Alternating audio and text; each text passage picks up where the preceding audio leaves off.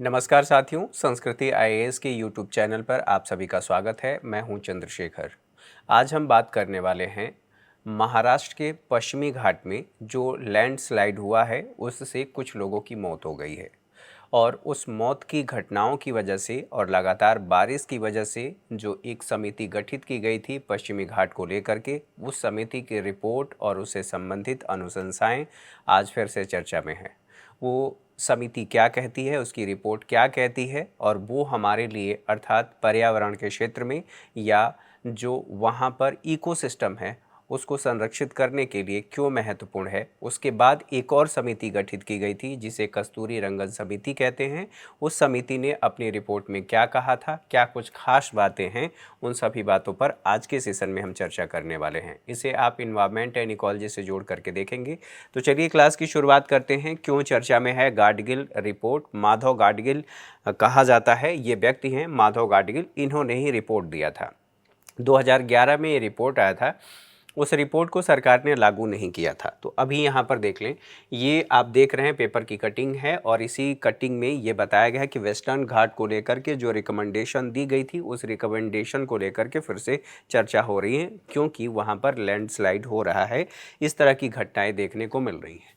ये चर्चा में क्यों है, तो वर्ष 2011 की माधव गाडगिल जो समिति थी उस रिपोर्ट को लेकर के चर्चा इसलिए हो रही है क्योंकि महाराष्ट्र का जो रायगढ़ जिला है उस जिले में लैंडस्लाइड हुआ है जिसमें कुल 27 लोगों की मृत्यु हो गई है। एक पूरा का पूरा गांव ही लैंडस्लाइड की वजह से अर्थात भूस्खलन की वजह से तबाह हो गया है। तो इन्हीं बातों को लेकर के लगातार चर्चा हो रही है। हमारे लिए महत्वपूर्ण ये है कि इस रिपोर्ट में क्या कहा गया था और इससे संबंधित लगातार आपसे एग्ज़ाम में पूछा गया है। तो इस रिपोर्ट में महत्वपूर्ण जो बातें हैं उनको समझना ज़रूरी है।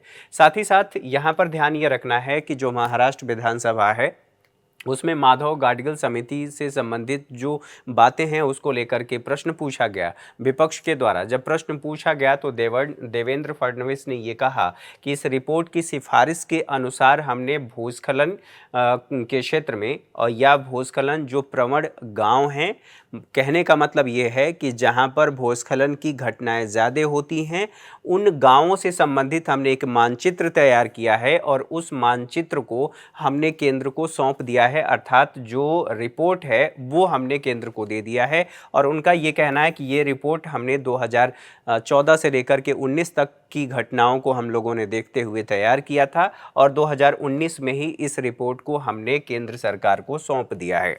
ये यहाँ तक बातें आपके समझ में आ गई होंगी। अब पश्चिमी घाट की बात की जा रही है तो पश्चिमी घाट यहाँ से लेकर के यहाँ तक आप देखेंगे इसको पश्चिमी घाट कहा जाता है, ये और ये पूर्वी घाट, इस तरह से। ठीक है। प्रायद्वीपीय भारत की बात करें तो यहाँ से लेकर के अब बात ये होती है भारत के पश्चिमी घाट के ये समानांतर ये स्थिति यहाँ पर देखने को मिलती है। पश्चिमी घाट के पहाड़ों की एक श्रृंखला से ये निर्मित है। जो हम कह रहे हैं कि ये जो इको सेंसिटिव जोन है या एरिया है, इस एरिया की बात की जा रही है। पश्चिमी घाट जो मुख्य भूमि है उससे ये सटा हुआ क्षेत्र है। साथ ही साथ यह भी कहा जाता है इसका जो विस्तार है मुख्य भूमि से लगभग 30 से लेकर के 50 किलोमीटर, जो मुख्य भूमि इसको हम मान रहे हैं तो इससे यहाँ तक 30 से लेकर के 50 किलोमीटर तक इसको माना जा रहा है क्योंकि आप देखेंगे कहीं कहीं पर ये दायरा कम है और कहीं कहीं पर ये दायरा ज़्यादा विस्तारित है, इसलिए 30 से 50 कहा गया है। पर्वत की बात करें तो यहाँ पर ये कहाँ से होकर के गुजरता है, तो यहाँ पर कुल 6 राज्य हैं। केरल है, तमिलनाडु है, कर्नाटक, गोवा, महाराष्ट्र और गुजरात। इसकी लंबाई की बात करें तो 1600 किलोमीटर है और पूरे इस क्षेत्र के क्षेत्रफल की बात किया जाए तो 1,40,000 वर्ग किलोमीटर है ये पूरा क्षेत्रफल। तो अब यहाँ पर ध्यान ये रखना है कि इस बात को लेकर के जो वैज्ञानिक अध्ययन किया गया था और ये कहा गया था कि जो पश्चिमी घाट है इसके तट के समानांतर एक लंबे भ्रंश के अस्तित्व के कारण ये महत्वपूर्ण है और यहाँ पर जो पर्यावरण से संबंधित है या इकोसिस्टम की बात करें तो वो बहुत ज़्यादा पर्यावरणीय दृष्टिकोण से महत्वपूर्ण माना जाता है।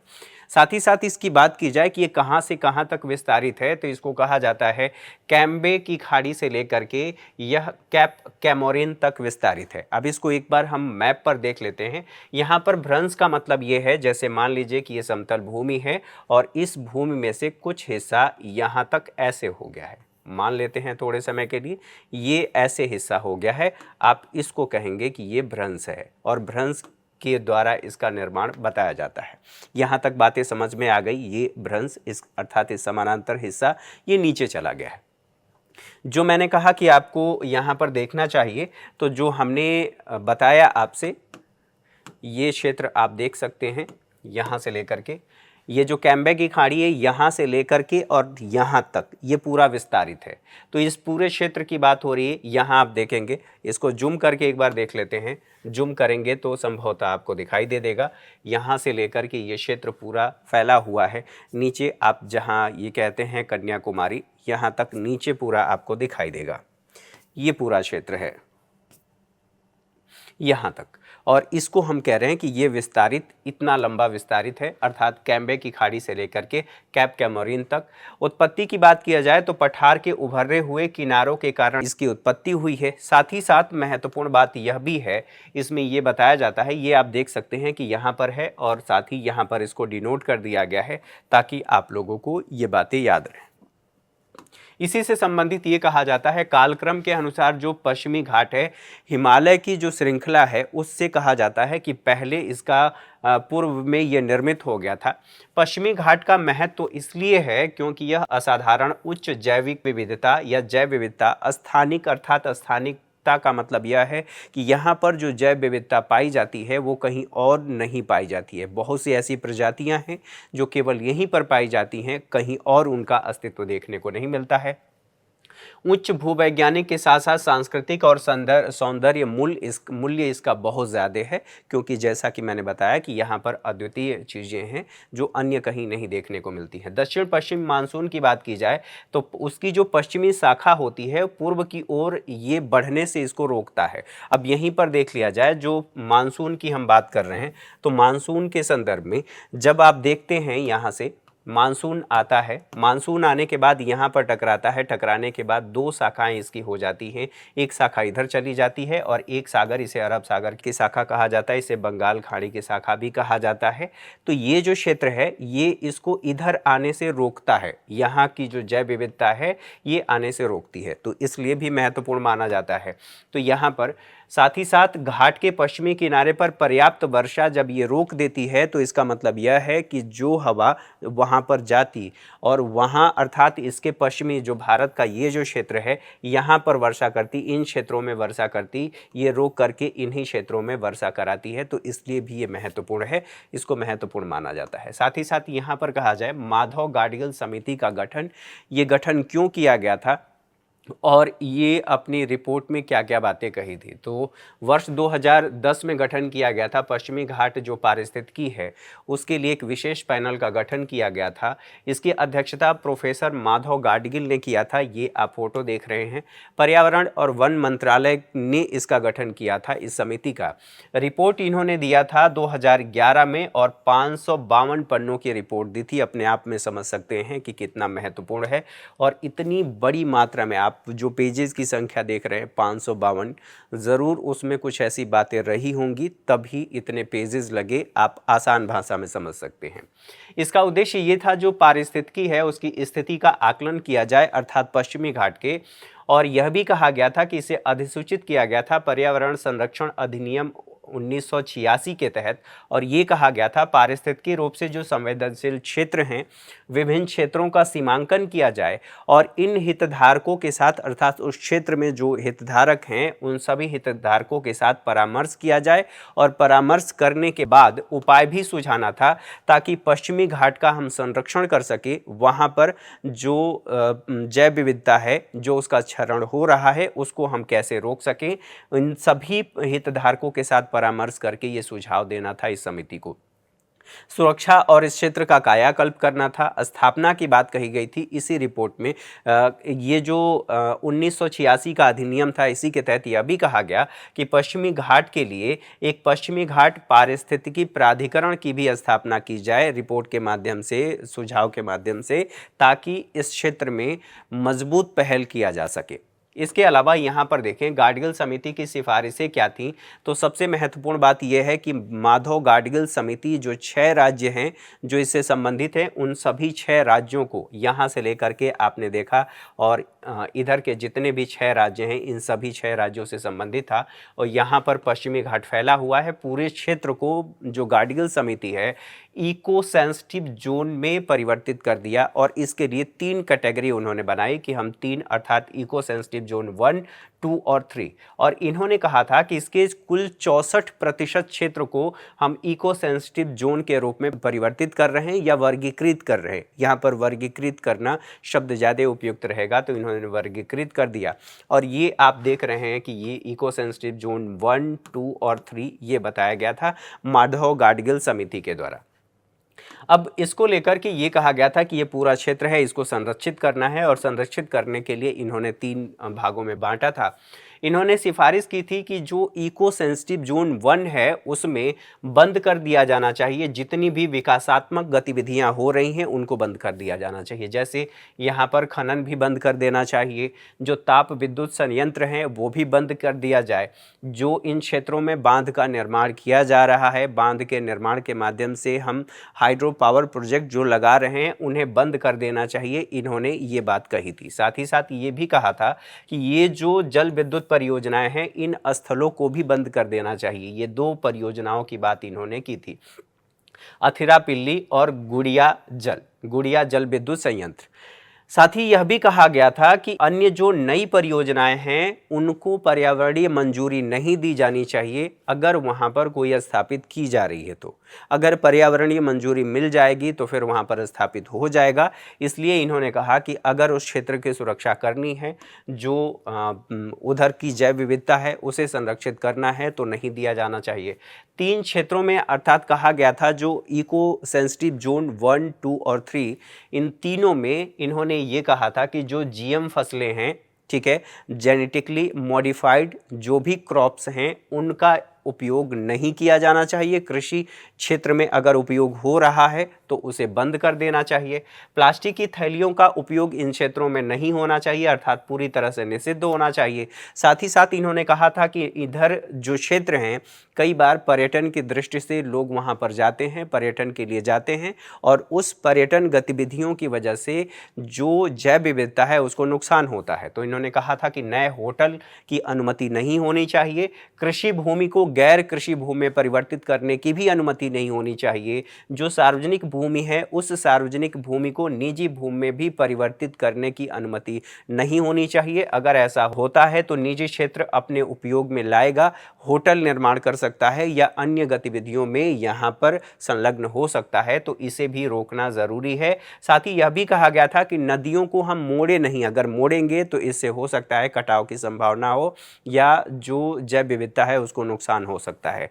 पर्यावरण के प्रशासन के लिए इन्होंने कहा था कि ऊपर से नीचे का दृष्टिकोण नहीं, हमें नीचे से ऊपर का दृष्टिकोण अपनाना है। अर्थात नीचे से ऊपर के दृष्टिकोण का सीधा सीधा सा मतलब ये है कि स्थानीय स्तर पर नीचे से हम ऊपर चलेंगे और उसका प्रशासन सुनिश्चित किया जाए, जिससे कि यहाँ का पर्यावरण है उसकी सुरक्षा सुनिश्चित किया जा सके और जिम्मेदारी सुनिश्चित की जा सके। साथ ही साथ ये भी कहा गया था पारिस्थितिकी प्राधिकरण की स्थापना की सिफारिश जो की गई थी वो पर्यावरण संरक्षण अधिनियम 1986 के अधीन करने की बात कही गई थी। यह भी कहा गया कि क्षेत्र की जो पारिस्थितिकी है उसका प्रबंधन करना है, सतत विकास को सुनिश्चित करना है। हम विकास तो करें, हम अपने लिए उपयोग तो करें, लेकिन इस तरह से उपयोग करें ताकि वो अगली पीढ़ी के लिए संसाधन सुरक्षित भी रहे और हमारा पर्यावरण भी सुरक्षित रहे। एकल जो वाणिज्यिक फसलें हैं ये भी कहा गया था माधव गाडगिल समिति के द्वारा कि इन सभी फसलों का उत्पादन बंद कर देना चाहिए, जैसे उत्पादन प्रतिबंधित कर देना चाहिए, जैसे चाय हो गया, कॉफ़ी, इलायची, रबड़, केला, अनानास। अब सोच सकते हैं कि ये जो बातें कही गई हैं उस क्षेत्र के जो किसान हैं उनका कितना बड़ा नुकसान था। अब किसानों के नुकसान और जो पूंजीपति हैं और जो वहाँ पर बिल्डर हैं, जितने भी उद्योग हैं, उन लोगों के लिए बहुत बड़ा झटका था जो ये समिति रिपोर्ट दी थी। इसलिए इस समिति को लागू नहीं किया जा सका और फिर इसकी समीक्षा के लिए इस समिति ने जो सिफारिश दी थी उसकी समीक्षा के लिए फिर एक और समिति गठित की गई थी। अभी थोड़ी देर में उस पर बात करेंगे। कारण ये था कि इसकी वजह से जंगल का विखंडन हो रहा है। ये जो वाणिज्यिक फसलें हैं, जब हम इनका उत्पादन कर रहे हैं तो मिट्टी का इससे कटाव हो रहा है और जो नदी पारिस्थितिकी तंत्र है उसका भी क्षरण हो रहा है और इसकी वजह से जो पर्यावरण है उसकी विषाक्तता अर्थात जो विषाक्त प्रदूषण है वो बढ़ रहा है। इसलिए इन्होंने कहा था कि ये गतिविधि नहीं होनी चाहिए, इस पर प्रतिबंध लगाया जाना चाहिए। और इसी में आप देखेंगे नो न्यू लाइसेंस बातें कही गई कि किसमें इको सेंसिटिव 3 में नया लाइसेंस नहीं देना है और किस तरह की गतिविधियां इसमें नहीं होनी चाहिए इस पूरे क्षेत्र में। तो ये आप लोगों को मैंने पहले ही बता दिया। साथ ही साथ यहाँ पर और देखें, तत्काल आवश्यकता पर बल दिया गया। किसकी आवश्यकता पर? जितनी भी विनाशकारी प्रथाएं हैं उनको रोका जाए, कम किया जाए, अधिक जो टिकाऊ कृषि है उस दृष्टिकोण को अपनाया जाए। नीतिगत बदलाव की तत्काल आवश्यकता महसूस की गई कि जब तक हम नीतिगत बदलाव नहीं करेंगे तब तक ये जो रिपोर्ट है और उस क्षेत्र की जो जैव विविधता है हम उसकी सुरक्षा नहीं कर पाएंगे। तो यहाँ पर यह कहा गया था कि जो खनन की मंजूरी है वो अनिश्चित काल के लिए रोक देना चाहिए। अगर आप खनन की मंजूरी देते रहेंगे तो इन क्षेत्रों में न केवल जैव विविधता का ह्रास होता रहेगा बल्कि लैंडस्लाइड जैसी घटनाएं होती रहेंगी। साथ ही यह भी कहा गया कि चरणबद्ध तरीके से हमें यहाँ से बाहर करना है और उद्योगों को बंद भी करना है। कौन कौन से ऐसे उद्योग हैं? तो ये कहा गया कि अगले 5 वर्षों में जो इको सेंसिटिव जोन 1 है वहाँ से खनन को चरणबद्ध तरीके से हमें रोकना है, अर्थात खनन से हमें बाहर निकलना है। साथ ही इको सेंसिटिव 1 और 2 में ये कहा गया अगले 5 से 8 वर्षों में जितने भी रासायनिक कीटनाशक का उपयोग हम कर रहे हैं उन सभी रासायनिक कीटनाशकों का उपयोग हमें चरणबद्ध तरीके से बंद कर देना है। एक ही बार बंद करने की बात नहीं कही गई थी। साथ ही यह भी कहा गया था जो प्लास्टिक बैग हैं जिनका हम इस्तेमाल करते हैं, आप भी देख रहे होंगे कि ड्रेनेज सिस्टम कितना उससे प्रभावित होता है। जितने भी हम सिंगल यूज़ प्लास्टिक इस्तेमाल करते हैं, इस्तेमाल करने के बाद उसे कहीं भी हम डंप कर देते हैं जिससे वो नालियों में जाकर के जो ड्रेनेज सिस्टम है उसको प्रभावित करता है और बाढ़ जैसी समस्याएं देखने को मिलती हैं। यहाँ पर भी कहा गया कि जो जैव विविधता है उसको अगर हमें बचाना है तो 3 वर्ष के अंदर इसको चरणबद्ध तरीके से खत्म कर देना है। इको सेंसिटिव जोन 1 और 2 में कहा गया था कि जो भी कोयला आधारित संयंत्र हैं उन कोयला आधारित संयंत्रों को हमें बंद कर देना चाहिए। नए लाल और नारंगी श्रेणी के जो भी उद्योग हैं उद्योगों को डिनोट किया जाता है उनके पर्यावरण प्रदूषण के आधार पर कि वो कितना बड़ा प्रदूषक हैं, तो उसी आधार पर लाल नारंगी श्रेणी में उनको डिनोट किया जाता है। तो ये कहा गया कि इन उद्योगों को प्रतिबंधित करना है और मौजूदा जो लाल और नारंगी श्रेणी के उद्योग हैं उनके लिए यह भी कहा गया कि 2016 तक ESZ 1 और 2 शून्य प्रदूषण पर हमें स्विच करना है। यहाँ से धीरे धीरे हमें स्विच करके जीरो इमिशन पर आना है। साथ ही यह भी कहा गया कि एक प्रभावी सामाजिक लेखा परीक्षण तंत्र की स्थापना और उसके तहत ये सारी गतिविधियां संचालित होनी चाहिए ताकि सही मामले में जो हम अंकेक्षण की बात करते हैं, ऑडिट की बात करते हैं, वो हो पाए, तभी ये सही ढंग से लागू हो सकता है। इसके बाद जो रिपोर्ट आई थी मतलब जो माधव गाडगिल समिति ने सुझाव दिया था उन सुझावों को सरकार ने नहीं माना। ये जितने भी 6 राज्य हैं उन 6 राज्यों में से किसी ने भी उसको लागू नहीं किया। अब सरकार के सामने समस्या थी और विकास की भी समस्या थी, साथ ही साथ जो वहाँ पर आजीविका वाली बात है वो भी समस्या थी। लगातार विरोध हो रहा था कि ये जो रिपोर्ट दिया गया है इसके अकॉर्डिंग तो उन क्षेत्रों में कोई भी गतिविधि होगी ही नहीं। स्वाभाविक सी बात है, अगर पर्यावरण को बचाना है तो ये हमें करना पड़ेगा। बहरहाल जब नहीं लागू किया गया तो उसके लिए अगस्त 2012 में एक कस्तूरी रंगन समिति गठित की गई और ये कहा गया कि जो गाडगिल समिति है इस रिपोर्ट को लागू नहीं किया गया है तो क्या कारण है, कौन से ऐसे सुझाव हैं जो मानने में बाधा उत्पन्न हो रही है या समस्या आ रही है। तो गाडगिल समिति की रिपोर्ट की जांच करने के लिए गठित किया गया था। इसकी अध्यक्षता कस्तूरी रंगन ने किया था। यह उच्च स्तरीय कार्य समूह था। अब इन्होंने क्या कहा था अपनी रिपोर्ट में, यहाँ पर देखेंगे ये वही बातें आपको यहाँ पर दिखाई जा रही हैं। दोनों को तुलनात्मक रूप से देख लेते हैं। गाडगिल जो समिति है पश्चिमी घाट के 64% क्षेत्र को इको सेंसिटिव जोन घोषित किया था। इन्होंने क्या किया, इसको घटा करके 37% कर दिया कि यह केवल 37% इको सेंसिटिव जोन है। सरकार जैसा चाहती थी, वहाँ के उद्योग जैसा चाहते थे, पूंजीपति जैसा चाहते थे, वैसा इन्होंने घोषित कर दिया। इन्होंने ये भी कहा कि सांस्कृतिक और मानव बस्तियां और जो प्राकृतिक गैर मानव बस्तियां हैं इन क्षेत्रों में विभाजित करना चाहिए।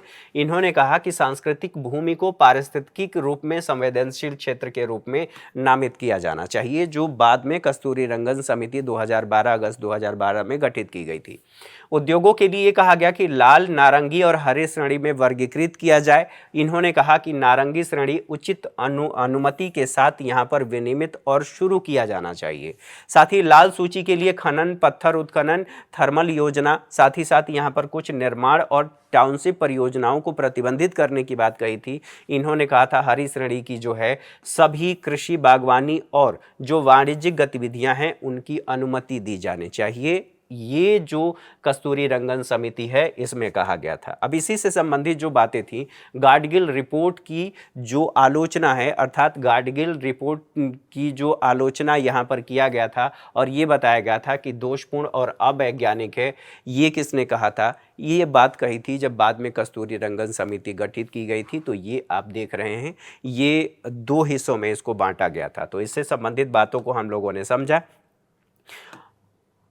उम्मीद है आप लोगों को चीज़ें समझ में आई होंगी और दोनों में डिफरेंस समझ में आया होगा कि दरअसल जो माधव गाडगिल समिति अपनी रिपोर्ट दी थी, वो समिति हमारे पश्चिमी घाट और उसकी जैव विविधता को संरक्षित करने के लिए क्यों महत्वपूर्ण था और इसकी चर्चा क्यों हो रही है, क्योंकि उसके दुष्परिणाम हमें देखने को मिल रहे हैं। उन मानवीय गतिविधियों का परिणाम देखने को मिल रहा है जो हमारी जैव विविधता और वहाँ की जो स्थानिकता है उसको नुकसान पहुँचा रही है। तो आज के सेशन में मेरे साथ इतना ही। अगली क्लास में हमारी मुलाकात होगी। तब तक के लिए नमस्कार, ढेर सारी शुभकामनाएं। Thank you for watching.